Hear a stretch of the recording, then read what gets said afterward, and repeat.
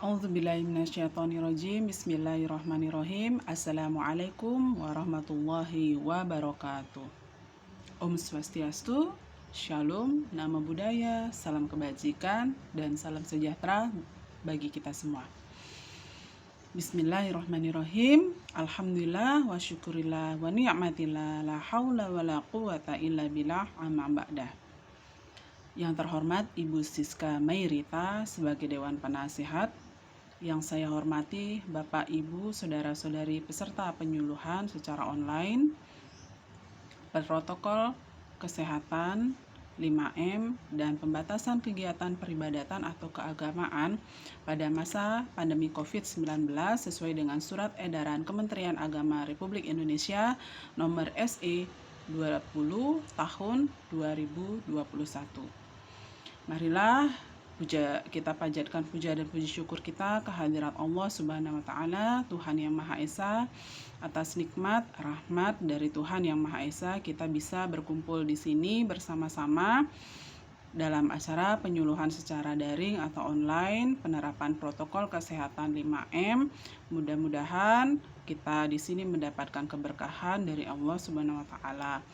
Amin, Allahumma amin. Shalawat dan salam senantiasa kita haturkan kepada kekasih kita, Nabi kita Muhammad SAW, yang insya Allah kita adalah umatnya kelak yang akan mendapatkan syafaatnya di yaumil akhirah. Amin, Allahumma amin. Sebelum memulai, izinkan saya perkenalkan diri dahulu. Nama saya Nikotut Ernawati atau biasa dipanggil dengan Nana.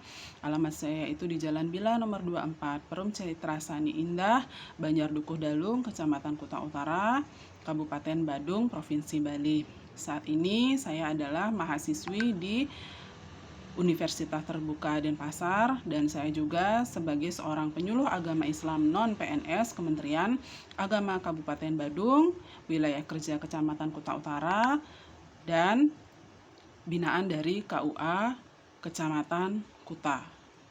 Nomor telepon sudah saya sediakan, nanti boleh ditelepon kalau memang ada pertanyaan seputar penyuluhan dari COVID ini. Dan sebelumnya kita memulai acara ini, mari kita buka dulu dengan membaca basmalah bersama-sama. Bismillahirrahmanirrahim. Sebelumnya saya akan menjelaskan dulu apa itu COVID. Seperti kita ketahui, COVID atau Coronavirus Disease 2019 yang biasa disingkat dengan COVID-19 saat ini sudah mulai mengalami peningkatan kembali. Pada awalnya COVID ini diidentifikasi di Wuhan di wilayah Tiongkok dan daratan Cina pada tahun 2019 yang disebabkan oleh novel coronavirus COV singkatannya, dan merupakan galur baru dari coronavirus itu sendiri, di mana CO adalah corona, VI adalah virus, dan D disease adalah penyakit. Awalnya penyakit ini disebut dengan 2019 novel coronavirus atau 2019 nCoV. Penyebarannya di Indonesia itu sesuai dengan data Kementerian Kesehatan Republik Indonesia dideteksi pada tanggal 2 Maret 2020 ada 2 orang yang teridentifikasi dari seorang warga negara yang berasal dari Jepang.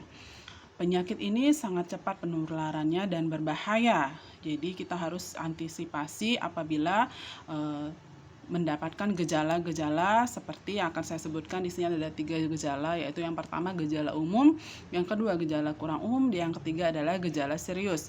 Untuk gejala umum di sini seperti kita ketahui adalah disebabkan oleh seperti demam dan atau flu, batuk, kelelahan dan daya tahan tubuh yang lemah, kehilangan rasa di lidah, dan tidak bisa mencium bau. Untuk yang gejala kurang umum seperti sakit kepala, sakit tenggorokan, sakit dan nyeri badan, diare, ruam pada tangan, serta perubahan pada warna kaki dan tangan, dan mata merah, dan iritasi secara terus-menerus. Nah, gejala yang paling serius di sini adalah kesulitan bernafas atau sesak nafas, kehilangan bicara dan seperti orang kebingungan, serta sesak pada bagian dada. Penyebaran COVID-19 dapat melalui tetesan kecil atau droplet dari hidung dan mulut pada saat batuk dan bersin dari salah satu orang yang teridentifikasi kena COVID terjangkit COVID ini, lalu jatuh pada area sekitar dan orang lain menyentuh benda yang terkontaminasi droplet tadi, nah orang tersebut dapat saja terinfeksi COVID atau seseorang yang berhubungan langsung dengan orang yang teridentifikasi COVID. Gejala awalnya itu biasanya dari masa inkubasinya adalah dari 1 sampai 14 hari.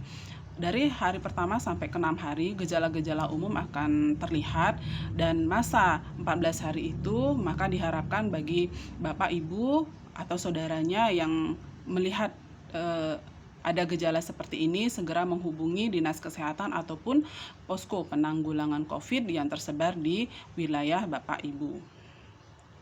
Dari gejala awal yang ringan ini kita bisa mengantisipasi dengan melaksanakan isolasi mandiri dari 1 minggu sampai 2 minggu waktunya dengan mengkonsumsi makanan yang bernutrisi 4 sehat 5 sempurna serta ditambahkan dengan vitamin untuk daya tahan tubuh. Ini adalah salah satu cara untuk memutus dari mata rantai penyebaran COVID-19. Cara penanggulangannya itu ada beberapa ya yang disarankan sesuai dengan Surat Edaran Menteri Agama nomor SE 20 tahun 2021 oleh Bapak Menteri, Bapak Yakut Khalil Qomas. Ada 5 cara. Yang pertama adalah 5M, yaitu menggunakan masker. Menggunakan masker di sini bisa seperti ini. Ini adalah menggunakan masker yang baik dan benar. Hidung kita tertutup dan mulut kita juga tertutup seperti ini. Selanjutnya adalah mencuci tangan pada air yang mengalir menggunakan sabun tangan dan senantiasa membawa hand sanitizer atau antiseptik untuk tangan. Menjaga jarak kita masing-masing adalah 1 meter dari orang satu dengan orang yang lain, menjauhi kerumunan serta membatasi kegiatan di luar rumah atau mengurangi mobilitas. Pada rumah ibadah dikhususkan sesuai dengan surat edaran ini, yaitu menerapkan beberapa tambahan protokol, diantaranya jamaah dalam kondisi yang sehat, suhu badan di bawah 37 derajat Celcius, tidak sedang isolasi mandiri, membawa perlengkapan peribadatan seperti mukena, sarung, sajadah dan sebagainya dibawa masing-masing orang, dan menghindari kontak fisik dengan orang yang satu dengan orang yang lain seperti tidak berjabatan tangan. Selanjutnya baru dari bepergian dari luar daerah bagi Bapak Ibu yang berusia 60 tahun atau yang sedang menyusui, sedang hamil, mohon untuk melaksanakan peribadatan dari rumah saja.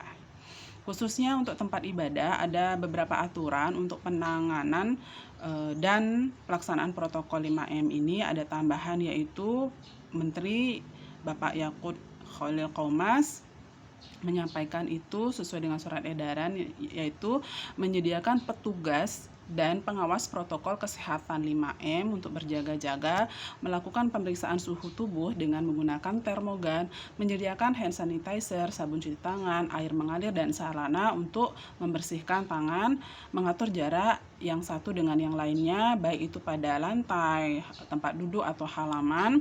Selanjutnya memastikan tidak ada kerumunan sebelum dan sesudah dari pelaksanaan peribadatan. Memastikan ventilasi udara adalah udara yang baik dan bersih, sinar matahari langsung masuk kepada tempat ibadah, dan bagi yang menggunakan pendingin ruangan diharapkan untuk melakukan pembersihan secara berkala dan dengan menggunakan desinfektan baik di dalam ataupun di luar ruangan. Kegiatan peribadatan hanya boleh dilakukan 1 jam saja dengan kapasitas 30% dari rumah peribadatan tersebut, dan tidak mengedarkan kotak amal atau menyebarkan kantong kolekte, dana punya, dan sebagainya untuk menghindari pegangan satu dengan pegangan yang lainnya. Dan yang terakhir adalah untuk masa khutbahnya itu hanya 15 menit, dan para pengkhutbah atau yang memberikan tausiah diharapkan menggunakan masker pelindung wajah dan menyampaikan agar senantiasa menjaga kesehatan dan menerapkan protokol 5M ini kepada para jamaah. Dan selanjutnya cara yang kedua, yaitu cara yang ditetapkan menggunakan vaksinasi. Vaksinasi ini sudah disediakan oleh pemerintah Indonesia secara cuma-cuma. Ada vaksin 1 dan 2. Ini untuk antisipasi memperkebal daya tahan tubuh dan memutus mata rantai dari penyebaran COVID-19 itu sendiri. Nah, mungkin itu saja yang bisa saya sampaikan. Kurang lebih mohon maaf apabila ada kata-kata saya yang kurang berkenan atau ada kesalahan. Saya memohon maaf dan terima kasih atas perhatian Bapak dan Ibu. Mudah-mudahan apa yang saya sampaikan dari penyuluhan secara daring ini tentang penerapan protokol 5M dan pelaksanaan peribadatan di masjid musola atau di tempat ibadah Bapak Ibu masing-masing dapat terlaksana secara optimal sesuai dengan anjuran dari Menteri Agama dengan surat edaran nomor 20 tahun 2021. Mudah-mudahan ada manfaatnya dari penyuluhan ini. Saya sebagai pembawa acara mohon undur diri. Terima kasih sekali lagi kepada Ibu Siska Merita sebagai Dewan Penasehat dan para undangan Bapak Ibu. Mudah-mudahan bisa diterapkan untuk kebaikan kita semua, keluarga kita, dan Indonesia terbebas dari COVID-19. Ihdinas syiratal mustaqim, wallahu muwaffiq ila aqwamit thoriq. Wassalamualaikum warahmatullahi wabarakatuh. Sampai jumpa.